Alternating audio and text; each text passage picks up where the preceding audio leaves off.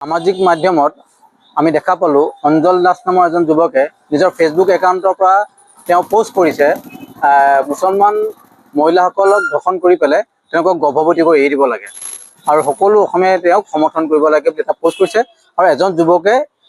photo লগাই পেলাই তেওঁ পোষ্ট কৰিছে একদম নিলজ্জ আৰু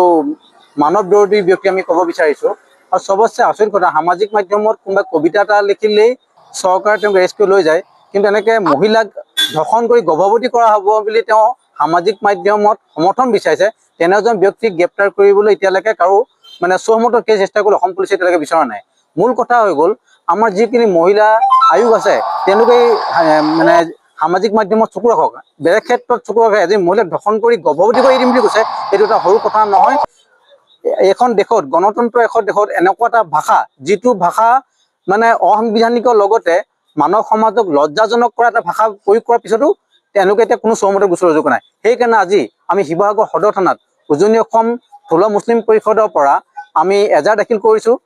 আমি আৰক্ষী প্ৰশাসনক অনুৰোধ জনাইছোঁ যিজন ব্যক্তিয়ে এই পোষ্টটো কৰিছে তেওঁক অনতি পলমে গ্ৰেপ্তাৰ কৰিব লাগে অহাকালি আমি শিৱসাগৰ আৰক্ষী প্ৰশাসন মহিলা আয়োগক স্মৰপত্ৰ কৰিম আৰু আমি 3 দিনৰ সময়সীমা বান্ধি দিম IT চেলে কেনেকৈ কি কৰে আমি নাজানো উক্ত ব্যক্তিজনক যদি আইনৰ আঁতৰত আমি গ্ৰেপ্তাৰ কৰি পেলাই কঠোৰ শাস্তি নিবিহে তেতিয়া আমি গণতান্ত্ৰিক আন্দোলন কৰিবলৈ বাধ্য হ'ম আৰু মানুহজন কোৱা আমি গম পোৱা নাই যেহেতু তেওঁৰ যিটো ফেচবুক একাউণ্ট আছে সেইটো IT চেলে আৰক্ষী প্ৰশাসনে কেনেকৈ উলিয়াই পেলাব কিন্তু মূল কথা হৈ গ'ল আজি বেটি বাচাও বেটি পঢ়াও কাৰ্যসূচী আমাৰ চৰকাৰখনে লৈছে সেই বেটি বাচাও বেটি পঢ়াও কাৰ্যসূচী লোৱাৰ পিছতো মহিলাক ধৰ্ষণ কৰি গৰ্ভৱতী এৰিম কৈছে তেওঁ কিমান নিকৃষ্ট মানৰ কিমান সাম্প্ৰদায়িক মনোভাৱ তেওঁলোকৰ মাজত সোমাই আছে সেইকাৰণে স্পষ্ট কথা সহ্যৰ এটা সীমা থাকে সহ্য সীমা যাতে বান মানে অনুৰোধ জনাইছোঁ যাতে কাৰো মানে বানটো যাতে ছিঙি নাযায় সেইকাৰণে অনুমতি পালে আমি এনেকুৱা ব্যক্তি যিসকলে এনেকুৱা সামাজিক মাধ্যমত পোষ্ট কৰি পেলাই আমাৰ সাতামপুৰীয়া ঐক্য সম্প্ৰীতি বিনষ্ট কৰিবলৈ সাম্প্ৰদায়িক